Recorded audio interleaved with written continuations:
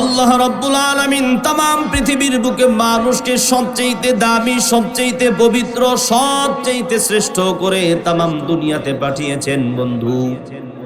কিন্তু আমরা মানুষ যখন দুনিয়ার মোহে, দুনিয়ার চাহিদায় পড়ে, দুনিয়ার ধোঁকায় পড়ে যখন মানুষ আমরা গুনাহ করলাম, গুনাহের জন্য রবের দিকে ফিরে যাওয়া তো দূরের কথা, রব থেকে দূরে সরে গেলাম। বন্ধু মুসলমান, আল্লাহ রাব্বুল আলামিন ওই সকল মানুষদেরকে কাছে ডাকার জন্য বহু ভাবে আল্লাহ পাক রব্বুল আলামিন সুযোগ করে দিয়েছেন। সেই আলোকে আমি আজকে আপনাদের সামনে কথা বলতে চাই বাজান। আল্লাহর নবী, বিশ্ব নবী জনাবে মুহাম্মদুর রাসূলুল্লাহ সাল্লাল্লাহু আলাইহি ওয়াসাল্লাম একদিন সাঈদ ইবনে আব্দুর রহমানকে ডেকে বলেন, সাঈদ রে চলো, তাবুকের যুদ্ধের সময় হয়েছে, যুদ্ধের আমামা বেজে উঠেছে, এক মুহূর্ত দেরি করা চলবে না রে সাঈদ। আমি পয়গম্বরের সঙ্গে তোমাকে তাবুকের যুদ্ধে ইসলামের জন্য, ইসলামের পক্ষে যুদ্ধে যেতে হবে। ইসলামের জন্য, ইসলামের পক্ষে তাবুকের যুদ্ধে তোমাকে শরীক হইতে হবে সাঈদ, চলো যেতে হবে।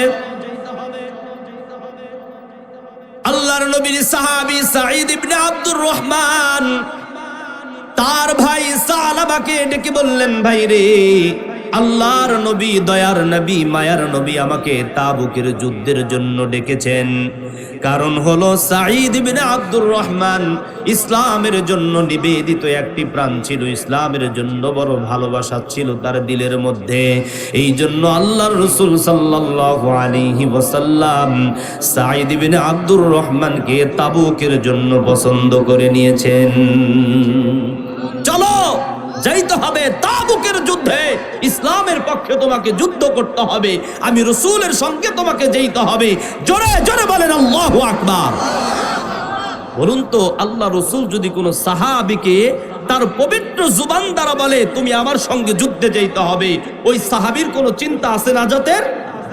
তার কপাল খুলে যায়।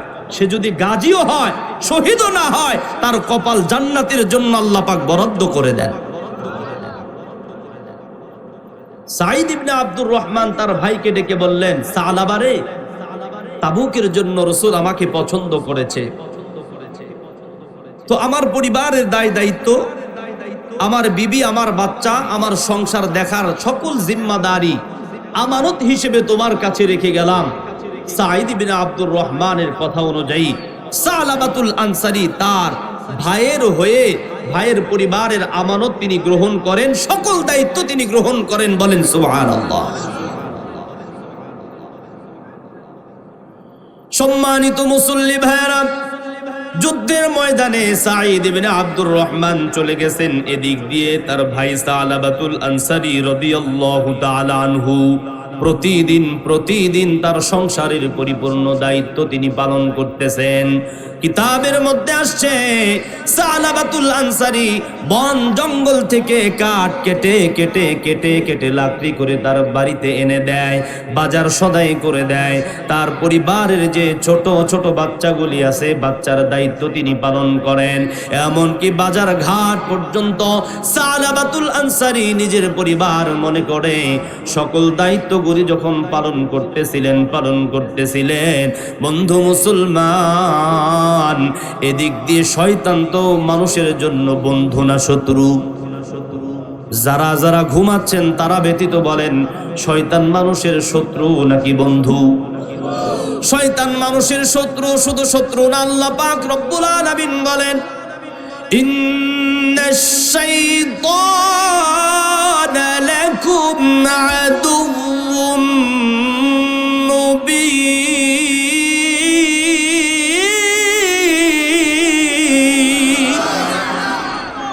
শয়তান হলো মানুষের প্রকাশ্য শত্রু বন্ধু মুসলমান।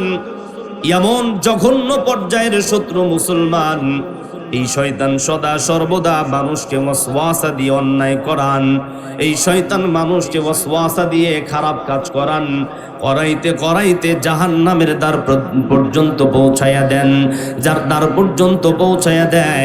এই জন্য শয়তানকে বন্ধু হিসেবে গ্রহণ করা যাবে না, শয়তানকে সদা সর্বদা শত্রু হিসেবেই গ্রহণ করা দরকার আছে না নেই?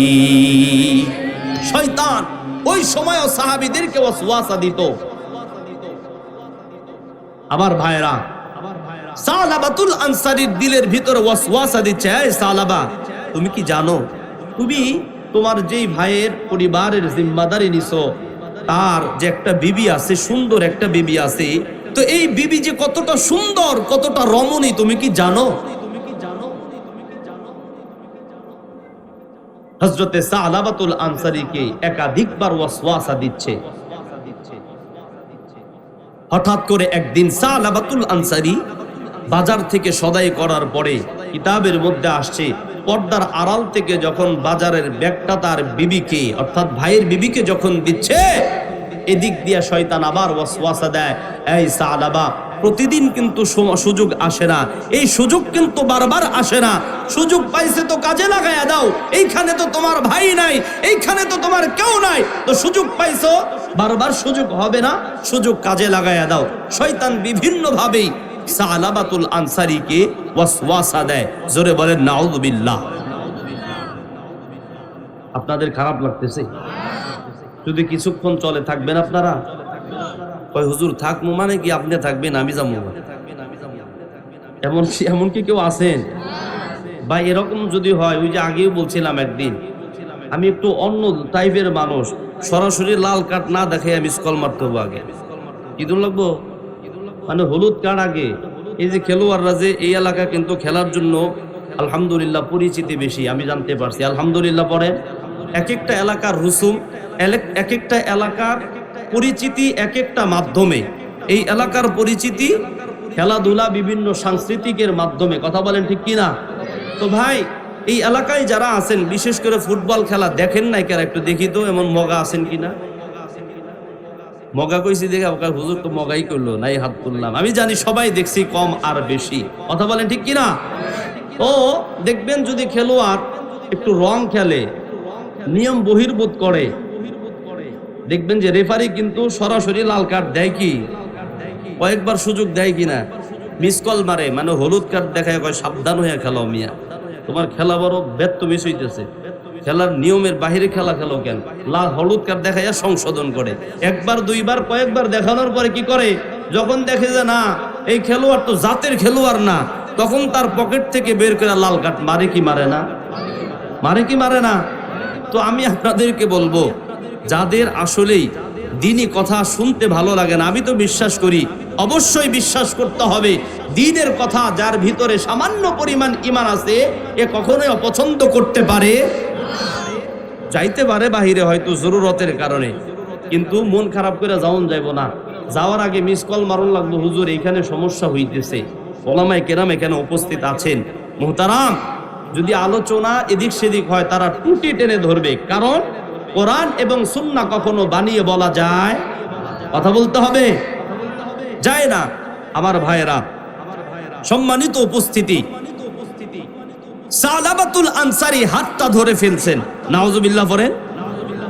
শুধু হাতটা ধরছে, এত সুন্দর হাত, শয়তানের ওয়াসওয়াসায় পড়ে, কুমন্ত্রণায় পড়ে হাতটা ধরছে। তো ধরার পরে ওই দিক থেকে মহিলা মা বোন যারা আছেন একটু খেয়াল করেন, ওই দিক থেকে সাঈদ ইবনে আব্দুর রহমানের বিবি বড় আল্লাহ ওয়ালা বুজুর্গ মানুষ ছিলেন, বলেন আল্লাহু আকবার।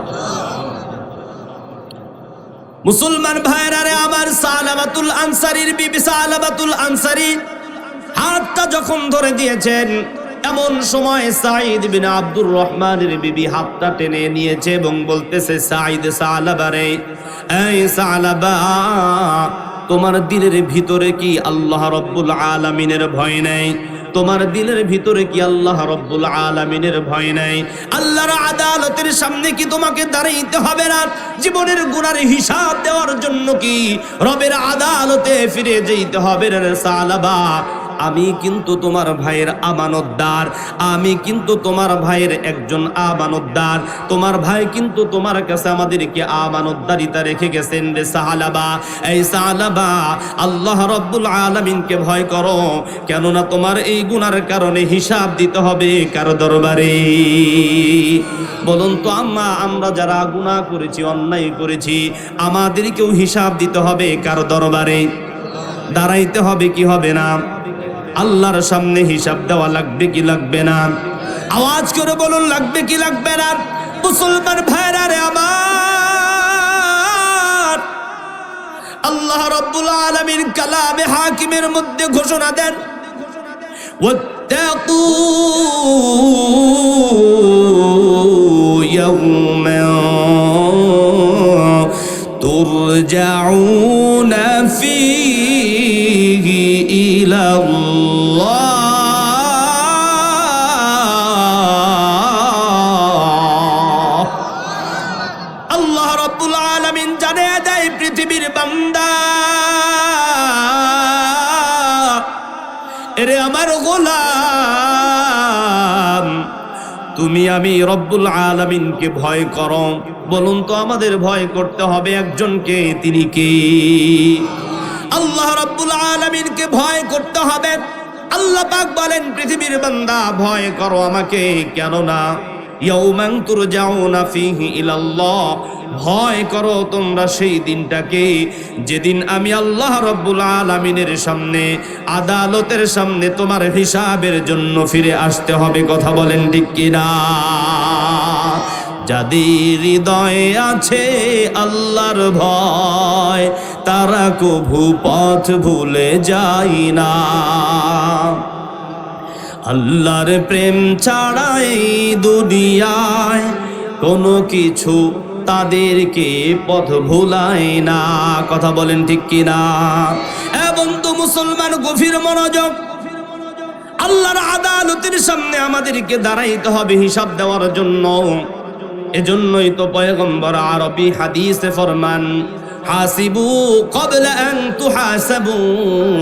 এর বান্দা, আল্লাহ রাব্বুল আলামিনের সামনে হিসাব দেওয়ার পূর্বে তুমি তোমার নিজের হিসাবটা নিজের সঙ্গে করে নাও। কথা বলতে হবে ঠিক কিনা?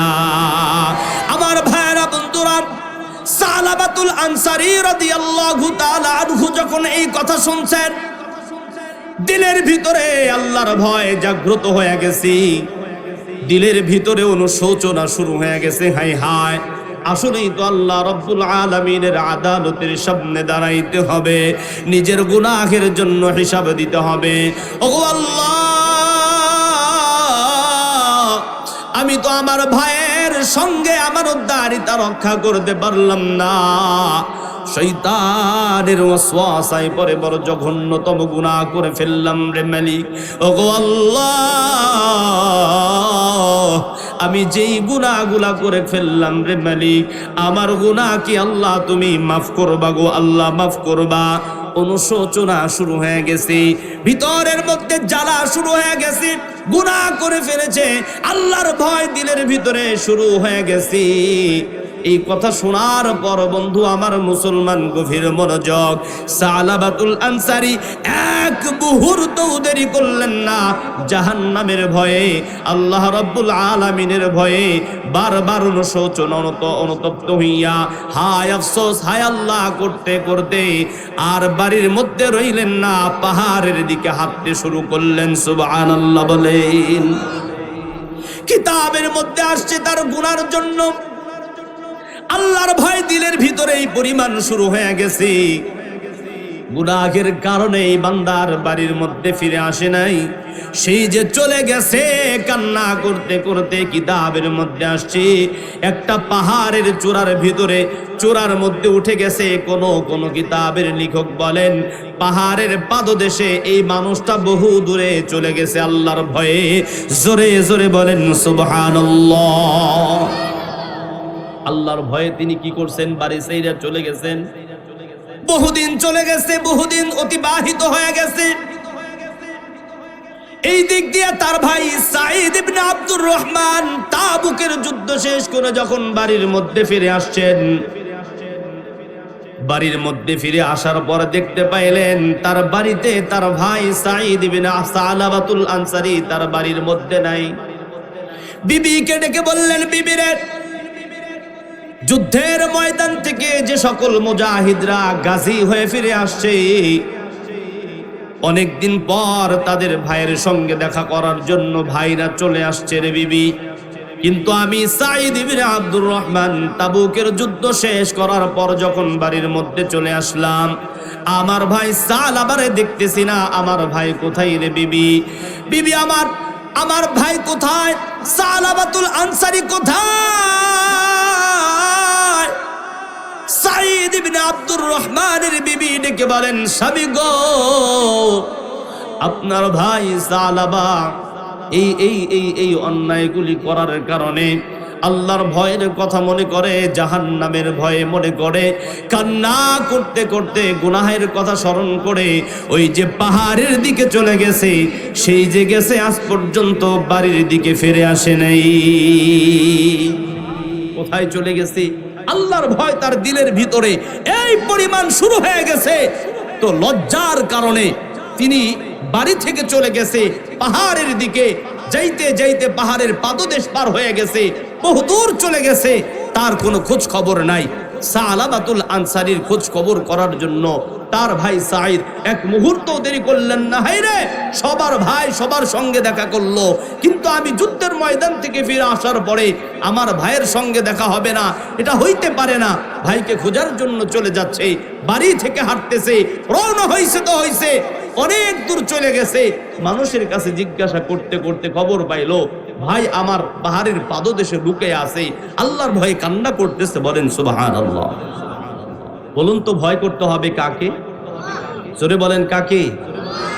যেই দিলের ভিতরে আল্লাহর ভয় আছে, এই দিলওয়ালা মানুষ কোনোদিন গুনাহ করতে পারে? যেই দিলের ভিতরে আল্লাহর ভয় আছে, এই মানুষটা কোনোদিন অন্যায় করতে পারে না, নাফরমানি করতে পারে না। বরং যেই দিলের ভিতরে রবের ভয় নাই, আল্লাহর ভয় নাই, তার কাছে গুনাহ কোনো গুনাহই মনে হয় না। কথা বলেন ঠিক কিনা? এই জন্য আমাদেরকে গুনাহ থেকে তাওবা করার দরকার আছে না নাই? জোরে বলেন আছে না নাই? দেখবেন এক শ্রেণীর মানুষ, এরা গুনাহ করে, এমন ভাবে গুনাহ করে তো তারা গুনাহকে গুনাহই মনে করে না। সকাল বেলায় গুনাহ করে, বিকেল বেলায় গুনাহ করে, অর্থাৎ গুনাহ ছাড়া তার জীবনে আর কিছুই নাই। সে যে গুনাহ করতেছে এটা তার মনেই হয় না যেটা গুনাহ। আছে না নাই? আপনাকে খারাপ লাগতেছে মনে হয়, কারণ এই সব কথা তো আসলে আমাকে ভালো লাগার কথা না। বলুন তো এখানে মাসুম কয়জন আছেন? একজন দেখি মাসুম, কেউ একটা গুনাহ করি নাই, একজন মাসুম পাইলাম না। ব্যাপার কি? তার মানে এখানে আমি হযরত, আমি যে বসে আছি, মাওলানা, মুহাদ্দিস, মুফতি সাহেব, হাজী সাহেব, গাজী সাহেব, এখানে যারাই আসি না কেন, কম আর বেশি সবাই গুনাহ করছি কি করছি না? সবাই বলেন করি কি করি না? এমন কোন হিম্মতওয়ালা মানুষ আছে যে বলতে পারে হুজুর আমার জীবনে কোনো গুনাহ, একটাও গুনাহ করি নাই? আছেন? কেউ বলতে পারবো? আমরা সবাই গুনাহগার, কম আর বেশি। এজন্য গুনাহ থেকে আমাদের বাঁচতে হবে, গুনাহমুক্ত জিন্দেগি গঠন করতে হবে। রাজি আছি তো ইনশাআল্লাহ? এজন্য দিলের ভিতরে সব সময় ভয় থাকা লাগবে কার? আল্লাহ পাকের ভয় দিলের ভিতরে জায়গা দিতে হবে, তবেই আল্লাহ রাব্বুল আলামিন আমাদের দুনিয়া এবং আখিরাতের জিন্দেগি সুন্দর করবেন, সহজ করবেন। আল্লাহ পাক কবুল করুন, বলেন আমিন। সম্মানিত মুসল্লি ভাইরা, সাঈদ ইবনে আব্দুর রহমান তার ভাইকে খোঁজার জন্য চলে গেছেন। যায় দেখেন পাহাড়ের মধ্যে তিনি সেজদায় পড়ে রবের ভয়ে কান্না করতেছেন। এত বেশি কান্না করতেছেন, মালিক আমি যে গুনাহটা করেছি গো আল্লাহ, আমার গুনাহ কি কোনোদিন মাফ হবে না গো মালিক? ওগো আল্লাহ, না জানি এই গুনাহের কারণে আমাকে জাহান্নামে যেতে হয় রে আল্লাহ। মালিক আমার গুনাহ কি কোনোদিন ক্ষমা করবা না? শুধু বারবার ক্ষমা চাই আর কান্না করে চোখের পানি ছেড়ে দেয়। মুসলমান বন্ধু আমার, এমন সময় সাঈদ ইবনে আব্দুর রহমান চলে গেছে। ভাই চল বাড়িতে চল, তোর গুনার খবর আমি জানতে পেরেছি। তোর গুনার কারণে আল্লাহ রাব্বুল আলামিন তোরে মাফ করে দিবেন, চল বাড়ির দিকে চল। বারবার যখন ভাই হইয়া ভাইকে জোরাজুরি করে, সালাবাতুল আনসারী বারবার না করে। একটা সময় যখন নাসরবান্দা সাঈদ ইবনে আব্দুর রহমান ছাড়তেছেন না, বাড়ির দিকে নিয়ে যাবেন, এমন সময় সালাবা চোখের পানি ছেড়ে দিয়ে বলতেছে, ভাইরে, আমি আর মদিনার মানুষগুলিকে আমার এই গুনাহযুক্ত চেহারা আমি আর দেখাইতে চাই না। মক্কার মানুষগুলিকে আমার চেহারায় গুনায় ভরা চেহারা দেখাইতে চাই না। আমার গুনার খবর মদিনার মানুষ জেনে গেছে, আমার গুনার খবর মক্কার মানুষগুলিও জেনে গেছে। আমি আর মক্কার মদিনায় ফিরে যাইতে চাই না। মানুষগুলি আমার গুনার খবর পেয়েছে, এই গুনায় ভরা চেহারা নিয়ে আমি আর মানুষের সামনে যাইতে পারবো না। যারে সাইদ যা, আমি আর মানুষদেরকে এই চেহারা দেখাইতে চাই না। জোরে জোরে বলেন সুবহানাল্লাহ। কেমন অনুতপ্ত হইলে মানুষ এইভাবে জোরাজুরি, এইভাবে তিনি এইভাবে কান্নাকাটি করে তার ভাইকে ফিরিয়ে দিতে পারেন। ভাই যখন বারবার ছাড়তেছেন না, চোখের পানি ছেড়ে দিয়ে সালাবাতুল আনসারী ডাক দিও, কই সাঈদ রে, এই সাঈদ, আমি মদিনার দিকে যাইতে পারি, একটা যদি শর্ত তুমি মানতে পারো। এক নাম্বার শর্ত রে সাঈদ, আমার হাতের মধ্যে রশি টানাইতে হবে, কোমরের মধ্যে রশি টাইট করে বাঁধতে হবে রে সাঈদ। যেমনি করে আসামিকে, মানুষগুলি আসামিকে যেমন করে হাতের মধ্যে হ্যান্ডকাফ লাগায়, কোমরের মধ্যে রশি টানায়, এই সাঈদ, যদি আমার হাতের মধ্যে রশি, কোমরের মধ্যে রশি টেনে টেনে যদি তুমি আমাকে নিয়ে যাইতে পারো, মক্কা মদিনার মানুষগুলি তাকাইয়া দেখবে আমি অপরাধী, এই শর্তে আমি মদিনা এবং মক্কার দিকে যাইতে রাজি, অন্যথায় জীবন চলে যাবে, গুনায় ভরা চেহারা আমি আর মানুষকে দেখাইতে চাই না। সুবহানাল্লাহ বলবেন না? আর একটু জোরে বলেন সুবহানাল্লাহ। কেমন অনুতপ্ত হইলে, দিলের ভিতরে আল্লাহর ভয় থাকলে এমন হইতে পারে বাজান। সাঈদ ইবনে আব্দুর রহমান তার শর্ত অনুযায়ী হাতের মধ্যে রশি টানাইলেন, কোমরের মধ্যে রশি বেঁধে টানলেন। যাইতে যাইতে মুসলমান পথের মধ্যে দাঁড়াইয়া সাঈদকে ডেকে বলে, সাঈদ, মদিনার মানুষগুলির সামনে আমি আগে যাইতে চাই না, আমি যাইতে চাই নবীর প্রিয় সাহাবী আবু বকর রাদিয়াল্লাহু তাআলা আনহুর কাছে, কারণ এই মানুষটা নরম দিলের মানুষ।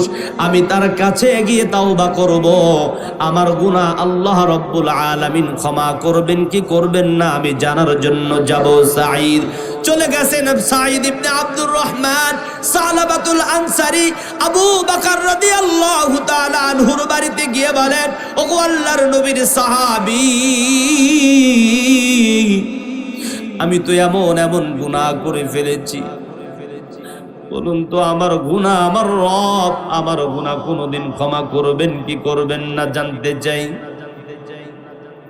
চোখের পানি ছেড়ে দিয়ে আবু বকর রাদিয়াল্লাহু আনহুকে বলতেছেন। এমন সময় আবু বকর দিলের নরম দিলের মানুষ, তিনিও বলতেছেন, সালাবা রে, তোর গুনাহ আমার আল্লাহ রাব্বুল আলামিন ক্ষমা করবেন কি করবেন না আমি জানি না, তবে একটা কথা মনোযোগ দিয়ে শোন, তুই যেই প্রকারের গুনাহ করেছিস এক মুহূর্ত দেরি করবে না, আমি তোরে আমার বাড়ির মধ্যে দেখতে চাই না, যা যা আমার বাড়ি থেকে চলে যা। জোরে জোরে বলেন আল্লাহু আকবার। বলুন তো এই সালাবাতুল আনসারীর কান্না থামছে নাকি বাড়ছে? বুক ভরা আশা নিয়ে নবীর সাহাবীর বাড়িতে গেছেন, কিন্তু ফিরিয়ে দিলেন। ডাক দিয়ে বললেন, সাঈদ রে, আমি ওমরের দরবারে যেতে চাই। চলে গেছেন ওমরের বাড়িতে গিয়ে বলেন, ওগো আল্লাহর নবীর সাহাবী, ভাই ওমর রে, আমি তো এই গুনাহ করে ফেলেছি, আমার আল্লাহ মেহেরবানি করে আমার জীবনের গুনাহ কি ক্ষমা করবেন রে। আমার বন্ধু মুসলমান ওমর রাদিয়াল্লাহু আনহু বড় জালালিয়াত মেজাজের মানুষ, গরম মানুষ, রাগান্বিত হইয়া গেছেন। কিতাবের মধ্যে আসছে সালাবার গুনার খবর ওমর রাদিয়াল্লাহু আনহু জানতে কি বলেন, নবীর চাইতে আপন পরম বন্ধু কেউ আছে? এই এলাকায় যারা আছেন সবাই বলেন তো ভাই, আমার আপনার নবীর চাইতে প্রিয় বন্ধু কেউ হইতে পারে? নবীর চাইতে প্রিয় বন্ধু আর পরম বন্ধু কেউ হইতে পারে? আল্লাহ রাব্বুল আলামিন বলেন, ইন্নী আনা লাকুম নাসিহুন আমিন।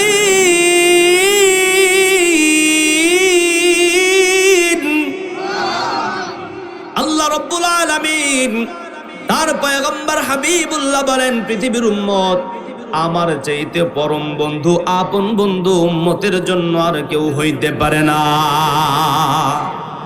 সুবহানাল্লাহ। বাইতে যায় সুবহানাল্লাহ কি করোনা হইছে ভাই? কি ব্যাপার আপনাদের এই সুবহানাল্লাহ আলহামদুলিল্লাহর আওয়াজ এমন কেন? ঘুম ধরছে নাকি ভাই? একটু হাতটা একটু উপর দিকে দেন তো দেখি। দেন দেন দেন একটু দেখি ভাই, মেহের আল্লাহর জন্য দেন। সবাই তুলছেন? সবাই একটু নাড়া দেন তো দেখি। মাশাআল্লাহ মাশাআল্লাহ আলহামদুলিল্লাহ, কত সুন্দর দেখা যায়। হাতটা মুট করেন তো এরকম একদম মানে ঘুষি দিয়া চাপা চুপা বসকাবেন এমন ভাবে। ধরছেন? ধরছেন?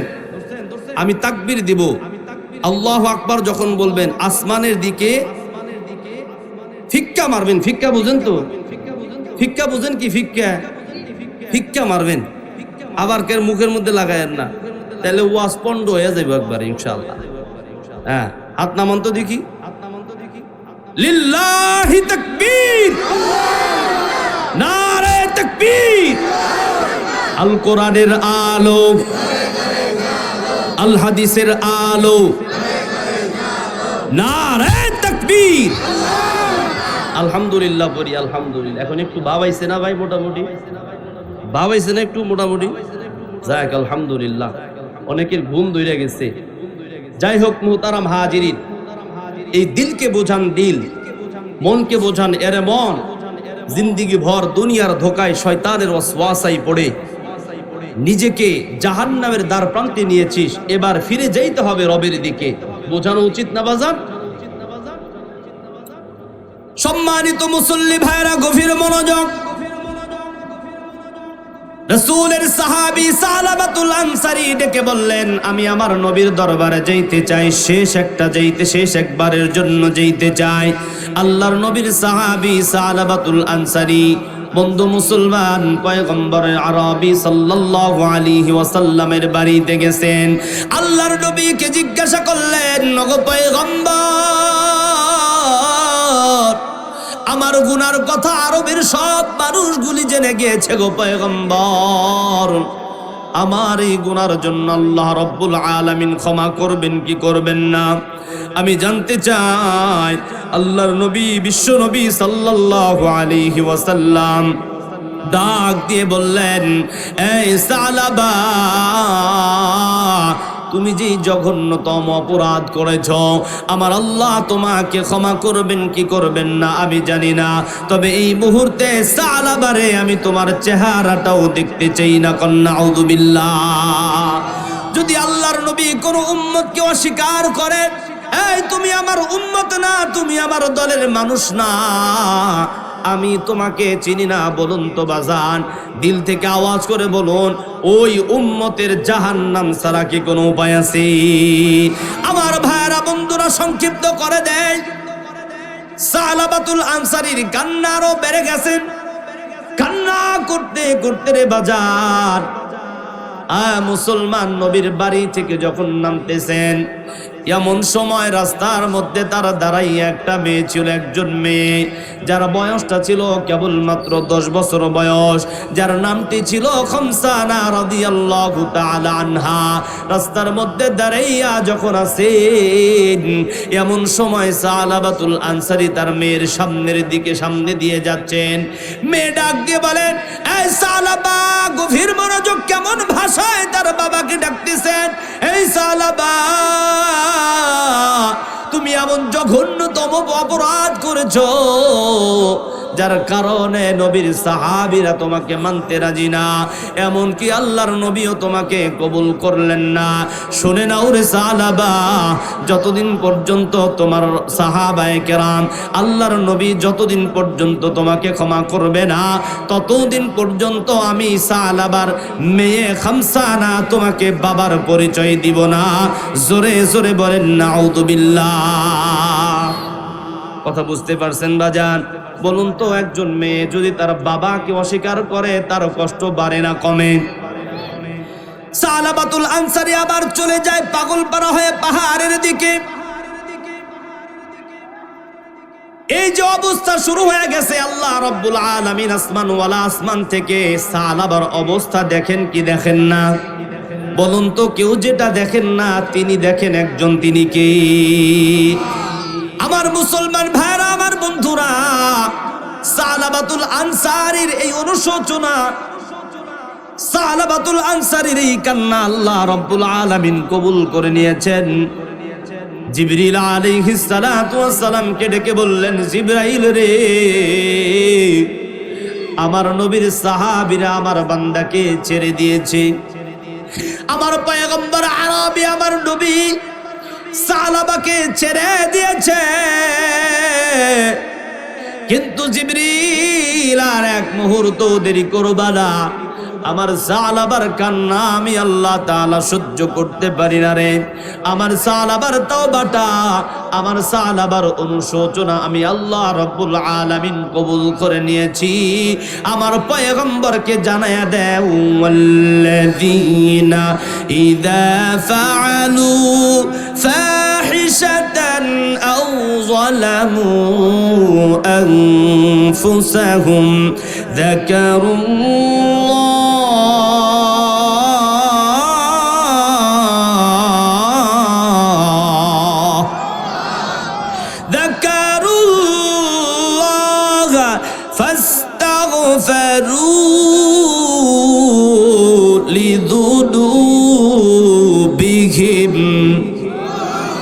আল্লাহ রাব্বুল আলামিন জিবরিলের মাধ্যমে পয়গম্বরের কাছে ওহী নাজিল করে দিলেন। ওগো পয়গম্বর, পয়গম্বর, আল্লাহ রাব্বুল আলামিন বলেছেন, ওয়াল্লাযীনা ইযা ফাআলু ফাহিশা, যারা ফাহিশা কাজ করেছে, যারা অন্যায় করেছে, নিজের নফসে যারা অন্যায় করেছে, যারা অশ্লীল কাজ করেছে, যারা অন্যায় কাজ সংশোধন করেছে, আল্লাহ রাব্বুল আলামিন বলেন, ওয়াল্লাযীনা ইযা ফাআলু ফাহিশাতান আও যালামু আনফুসাহুম, এবং কি তার নিজের নফসের সাথে নিজের সাথে জুলুম করেছে, অন্যায় করেছে, অন্যায় করার পরে আও যালামু আনফুসাহুম যাকারুল্লাহ,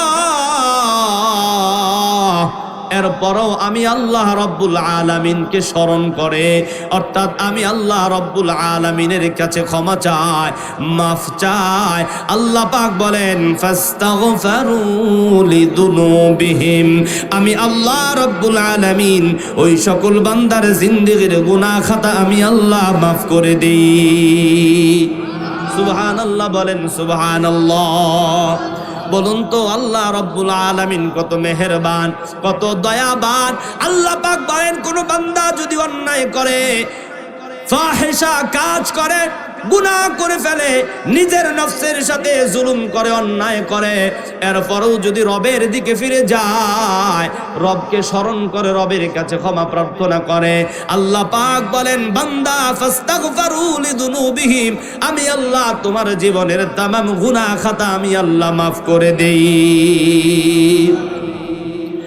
মেহেরবান তুমি, মেহেরবান, মেহেরবান তুমি, মেহেরবান, বলেন, মেহেরবান তুমি, মেহেরবান, মেহেরবান তুমি, মেহেরবান করেছি বারে বার, ইয়া রহিমু রহমান, ইয়া কারিমু মেহেরবান, মেহেরবান তুমি, মেহেরবান, মেহেরবান তুমি মেহেরবান।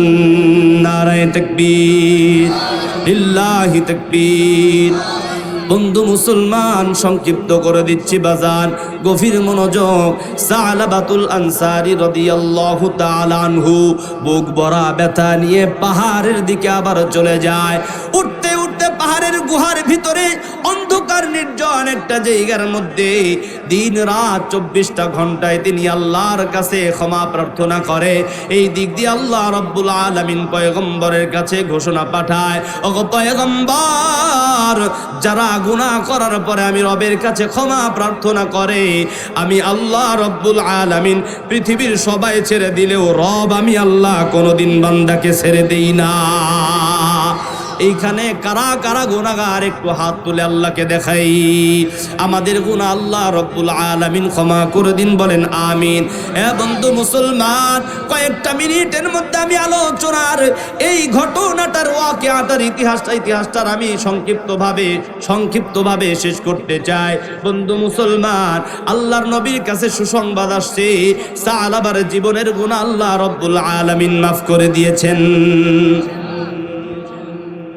বন্ধু মুসলমান, এমন সময় পয়গম্বর আরবি কয়েকজন সাহাবীকে ডেকে বললেন, সাহাবীরা রে, আমার সালাবার কপালটা খুলে গেছে, যা আমার সালাবাকে খুঁজে নিয়ে আয়।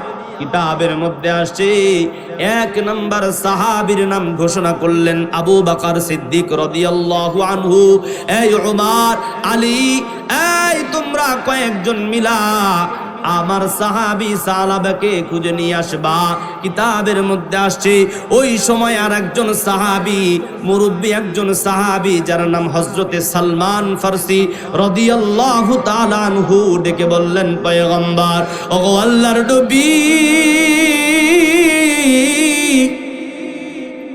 আমি আপনার সাহাবীদের সঙ্গে যাইতে চাই নবী গো।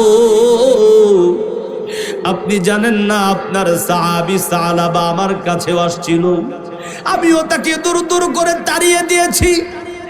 নবী, আপনার যদি অনুমতি পাই আমি তাদের সঙ্গে সালাবাকে খুঁজতে যাই। নবী আমার অনুমতি দিয়া দিলেন। হযরতে বিশ্ব নবীর সাহাবীরা খুঁজতে খুঁজতে মানুষের কাছে জিজ্ঞাসা করে, ও আমাদের সালাবারে তোমরা দেখছো নাকি? কোথায় আমাদের সালাবা? মদিনার মানুষগুলি ডেকে বলেন, ও আপনারা কোথায়? আপনাদের বাড়ি কোথায়? কি আপনাদের পরিচয়? আপনাদের কেউ চিনি না।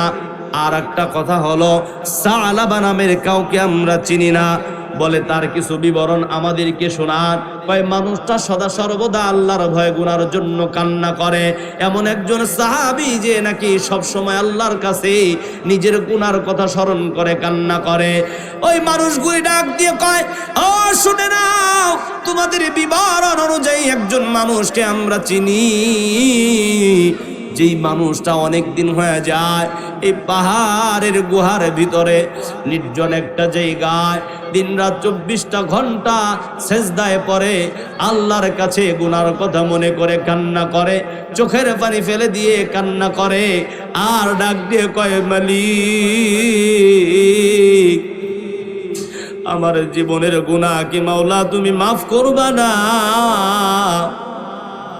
আল্লাহ, আমার গুনাহ কি তুমি ক্ষমা করবা না?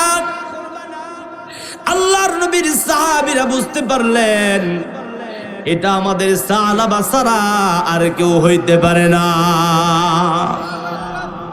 সাহাবীরা চলে গেছেন। আবু বকর ওই সেজদার মধ্যে পড়ে আছেন। হযরতে সালাবা, আবু বকর দাঁড়ায়া কয়, সালাবা রে, চল, তোর কপাল খুলে গেছে, তোর জন্য আল্লাহ রাব্বুল আলামিনের ওহী নাজিল হয়ে গেছে। নবী আমার বলেছেন, তোর জিন্দেগির तमाम গুনাহ আল্লাহ মাফ করে দিয়েছেন। সেজদায় থেকে মাথা উঠান না। সেজদারত অবস্থায় সালাবা ডাক দিয়ে কয়, আমি বুঝতে পেরেছি তুমি আবু বকর, আমি সালাবার কাছে আসছো আল্লাহ রাব্বুল আলামিনের শুকরিয়া আদায় করে সাহাবীদের সঙ্গে নবীর দরবারের দিকে রওনা হয়। আল্লাহু আকবার বলেন। নবীর সাহাবীদের সাথে আনন্দ চিত্তে শুকরিয়া আদায় করে রওনা হইছেন। কিতাবের মধ্যে আসছে বহুদূর সালাবা চলে গেছিলেন। যাইতে যাইতে ফজরের সময় হয়ে গেছে। সুবহানাল্লাহ পড়েন। মসজিদে নববীর মধ্যে আমার আপনার দয়ার নবী মায়ার নবী ফজরের নামাজের ইমামতি করতেছেন। এমন সময় ফজরের নামাজ শুরু হয়ে গেছে, সাহাবীরা ইক্তেদা করতেছেন, সবার পেছনে কয়েকজন সাহাবী সহ সাহাবা নামাজে শরীক হয়ে গেছে। গভীর মনোযোগ। নবী যখন তেলাওয়াত করতেছেন সূরাতুত তাকাসুরের প্রথম আয়াত যখন তেলাওয়াত করতেছেন, আল্লাকুমুত তাকাসুর, আমার নবী যখন বলেন আল্লাকুমুত তাকাসুর, নবীর সাহাবীরা চোখের পানি ছেড়ে দিয়েছে। কিতাবের মধ্যে আসছে এই আল্লাকুমুত তাকাসুর প্রথম আয়াত যখন তেলাওয়াত করেছেন, পেছন দিক থেকে নবীর সাহাবী সালাবা বিকট একটা চিৎকার দিয়েছেন, কোন আল্লাহু আকবার। আমার নবী যখন সূরাতুত তাকাসুরের দ্বিতীয় নম্বর আয়াত তিলাওয়াত করেন, হাত্তা যুরতুমুল মাকাবির, আল্লাহু আকবার। নবীর সাহাবী সালাবা দ্বিতীয় আয়াত তেলাওয়াত শুনে শুনে আবার বিকট শব্দে চিৎকার করে উঠেন। নামাজ শেষ হইয়া যখন যায়, নবী আমার ডাক দিয়ে কয়, সাহাবীরা রে, নামাজের ভিতরে কে এত চিৎকার দিল, বিকট শব্দ করলো? সাহাবীরা ডেকে বলেন, ওগো পয়গম্বর, এটা আপনার সাহাবী সালাবা অজ্ঞান হইয়া জমিনের মধ্যে পড়ে গেছে। নবী আমার ডাক দিয়ে কয়, সালমান ফার্সিকে ডাক দিয়ে বলেন, সালমান রে, আমার সালাবার মুখের মধ্যে পানি দাও, মাথার মধ্যে হাত দাও, ঘাড়ের পেছনে হাত দাও, পানি দাও, মুখের মধ্যে পানি দাও, জ্ঞান ফিরে আসবে। নবীর সাহাবী সালমান ফার্সি সালাবার কাছে গিয়ে কপালের মধ্যে হাত রাখছেন, ঘাড়ের পেছনে হাত রাখছেন। হাতের পালস যখন দেখছেন, দেখতে পাইলেন নবীর সাহাবী সালাবা দুনিয়ায় নাই, ইন্তেকাল করে জান্নাতের মেহমান হয়ে গেছেন। আমার নবী চোখের পানি ছেড়ে দিয়ে বলে, সালাবা রে, বিদায় বেলায় আমি নবীর সঙ্গে তুই কথা বলতে পারলি না রে সালাবা।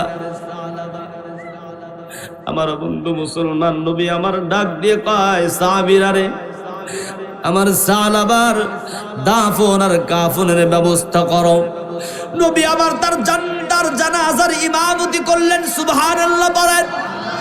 নবী আবার তার জানাজার ইমামতি করে যখন দাফন করার জন্য কবরস্থান ময়দানের দিকে নিয়ে যাচ্ছেন, গভীর মনোযোগ।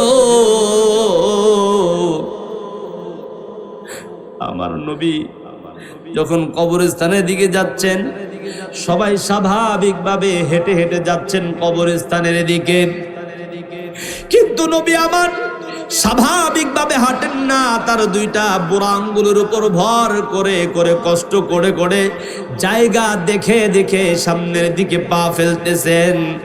এই অবস্থাটা নবীর অন্যান্য সাহাবীরা দেখলেন। একটা কিতাবের মধ্যে আসছে, নবীর সাহাবী হযরতে ওমর জিজ্ঞাসা করেন, ওগো পয়গম্বর, ইতিপূর্বে বহু সাহাবীর জানাজা এবং দাফনে আপনি শরীক হয়েছেন, কোনদিন তো এমন কষ্ট করে কবরস্থানের দিকে যান না, আজকে কেন যান? আল্লাহর নবী ডেকে বললেন, সাহাবীরা শোনো, এই মুহূর্তে আমি পয়গম্বর যা দেখতেছি তোমরা তা দেখো না। তোমরা জানো না আমার সালাবার এই তাওবাটা, আমার সালাবার অনুশোচনা আমার মালিক এই পরিমাণে মহব্বত করেছেন। তার জানা যায় শুধু দুনিয়ার বারু শরীক হয় নাই, তার জানা যায় আসমান থেকে আমার রব অসংখ্য অগণিত রহমতের ফেরেশতা তার জানাজায় পাঠিয়ে দিয়েছেন। এত এত এই পরিমাণে রহমতের ফেরেশতা দুনিয়ায় নাজিল হয়েছে। সাহাবীরা রে, যার কারণে জমিনের মধ্যে সামান্য পরিমাণ জায়গা ফাঁকা নাই। আমি নবী এই জন্য দেখে দেখে খুব সতর্ক হয়ে আমার দুইটা পায়ের উপর ভর করে দাফনের জন্য সামনের দিকে আগাই। লা ইলাহা লা ইলাহা ইল্লাল্লাহু মুহাম্মাদুর রাসূলুল্লাহ সাল্লাল্লাহু আলাইহি ওয়াসাল্লাম। বন্ধু মুসলমান, তাওবাকারীকে আমার আল্লাহ রাব্বুল আলামিন বড় মহব্বত করেন, ভালোবাসেন। হাদিসের মধ্যে আসছে, মান তাবা ক্বাবলা আন তাতলু আশ-শামসু মিন মাগরিবিহা ওয়া তাবাল্লাহু আলাইহি। এ দুনিয়ার উম্মত, জিন্দেগি ভর গুনাহ করেছো। এ বন্ধু, আমাদের হাতে গুনাহ, আমাদের পায়ের মধ্যে গুনাহ, আমাদের মুখে গুনাহ, অঙ্গ প্রত্যঙ্গে গুনাহে জর্জরিত রে বান্দা। ওই সকল বান্দাদের জন্য আমার নবী ডাক দিয়ে কয়, তাওবা করো। কোন পর্যন্ত সময়? সময়টা রাসূল বলে দিয়েছেন, মান তাবা ক্বাবলা আন তাতলু আশ-শামসু মিন মাগরিবিহা। এ উম্মত, যেদিন সূর্যটা পশ্চিম আকাশে উদয় হবে ওই সময় অথবা তার পূর্ব মুহূর্তেও যদি কোনো বান্দা নিজের গুনাহের কথা স্মরণ করে, আল্লাহর কাছে তওবা করে, আল্লাহ পাক বলেন তার জিন্দেগির গুনাহ আল্লাহ মাফ করে দেয়।